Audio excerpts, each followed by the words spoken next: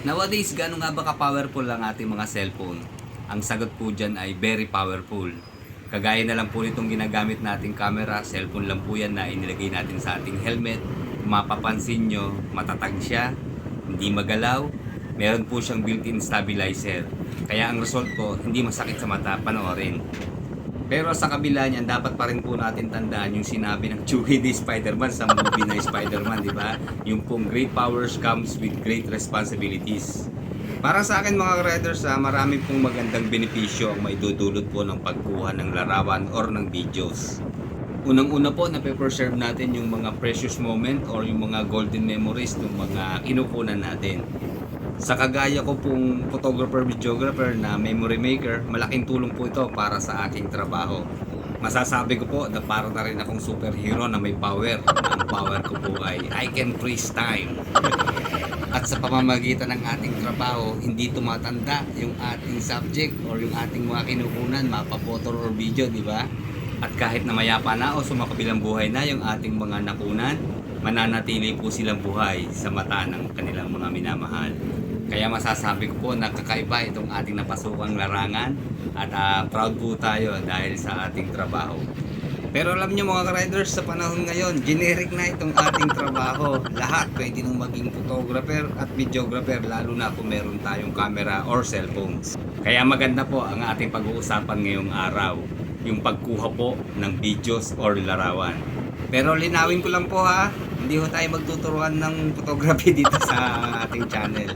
Bali, kung gusto nyo po matuto ng photography, ayan, tinuturo naman po lahat sa online. Research lang tayo.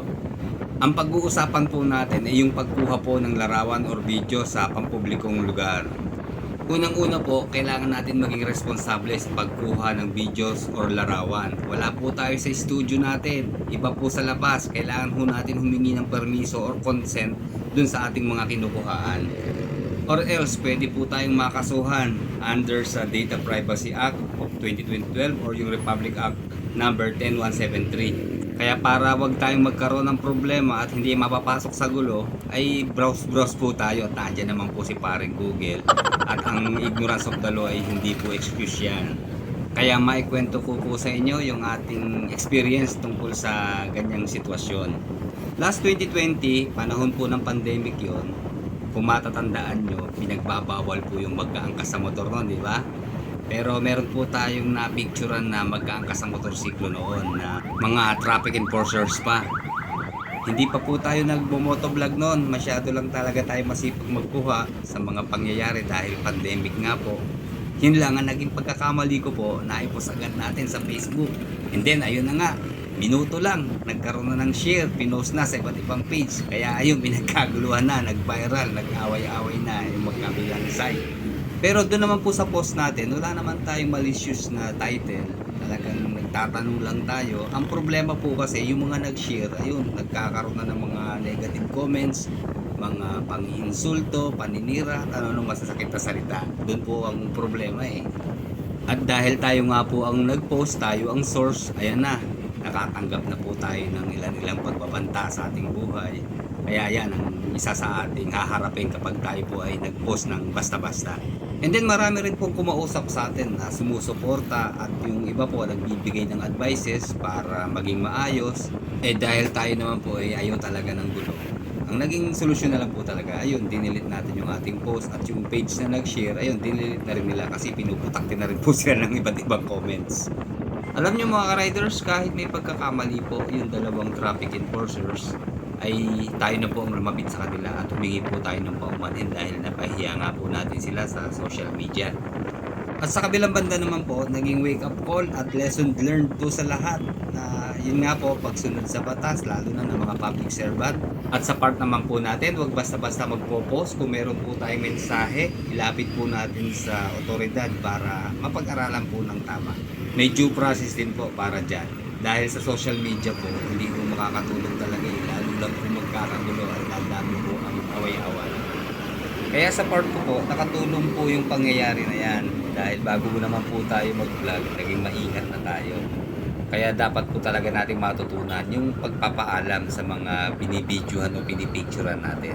Lalo na po kung ipopost or gagamitin po sa vlogs. Kaya sa mga aspiring vloggers po dyan, may advice ko lang, gumawa po tayo ng content na hindi ikakasakit ng ulo natin. Marami pa rin pong content na pwede tayong i-share. Lalo na po kung very informative, kagaya po ng pagluluto, pagtatanim, o pagkukumpuni ng ano pa mang mga gamit. Pero alam naman natin sa panahon natin ngayon, mas marami po talaga ang views ng mga prank, mga kalokohan, at ano pa mang pagpapasexy, di ba? Pero alalahanin po natin, hindi lahat ng content po ay sinusuportahan po ng advertisement. Tulad nga po ng aksidente, may mga violence, yung pong mga awayan sa kalsada, at lalong-lalo po yung sexual content. Kaya kadalasan po ang nakikinabang sa mga upload natin ay yung mga vlogger na talagang monetize na. Nire-re-upload nila, kinokopya, nire-re-edit, inaalis po yung mga violent content at ginagawan po ng istorya. Pero dahil sa panahon ngayon, part na ng buhay natin ang pagbibideo or pagpipicture, lalo na kung may involve tayo sa isang sitwasyon, kagaya po ng aksidente or kung ano pa mang hindi pagkakaunawaan, o ayan, magseserve po na evidence yan. At kung gusto naman po nating maayos ang problema at hindi lumala, wag po natin ipopost sa social media. At yan po ang inaabangan ng mga troublemaker, yung mga matatapang lang sa keyboard.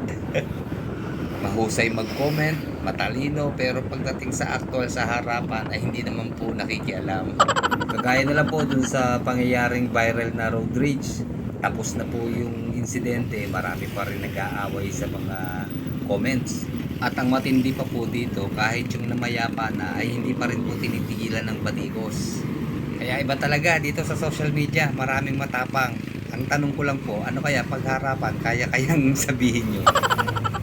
Anyway, case close na yan. Malaking tulong po talaga ang mabilis na technology ng panahon natin ngayon. Kita nyo naman, di ba? Kahit saan may camera.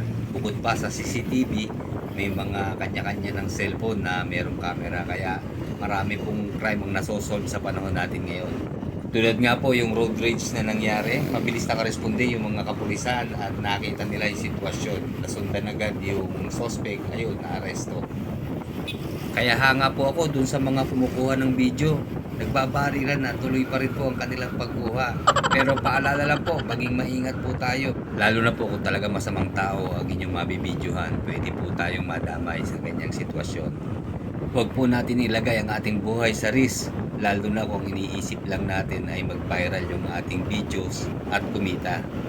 And then another friendly reminders lang po mga riders. Halimbawa po na merong isang sitwasyon tayo na ma-witness, siguro ang i-priority po natin kung paano tayo makakatulong, saka na lang po yung pagbibideo. Okay, sige mga riders, hanggang dito na lang. Sana nakatulong po sa inyo itong ginawa nating content ngayong araw. Pero saglit lang, ba't parang nakatigil dito yung mga kapatid nating riders? Alam ko na. Nandito po yung magpapatipok ng ating puso. Pero bakit ka naman kakabahan kung kompleto naman ang iyong mga papel, di ba? Basta tayo, relax lang. Ayan. Huwag kayong parang ninenervyos, lalo kayo paparahin.